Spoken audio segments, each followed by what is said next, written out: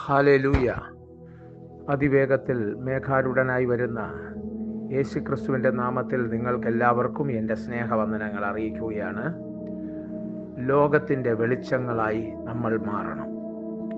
കർത്താവായ യേശു പറഞ്ഞു, നിങ്ങൾ ലോകത്തിൻ്റെ വെളിച്ചമാണ്. അന്ത്യകാലത്ത് സകല ജഡത്തിന്മേലും ഞാൻ എൻ്റെ ആത്മാവിനെ പകരും. കുഞ്ഞുങ്ങൾ പ്രവചിക്കും, യുവാക്കന്മാർ ദർശനങ്ങളെ ദർശിക്കും, വൃദ്ധന്മാർ സ്വപ്നങ്ങളെ കാണുമെന്നാണ് ദൈവവചനം അപ്പോസ്തലപ്രവൃത്തി 2:17 പറയുന്നത്.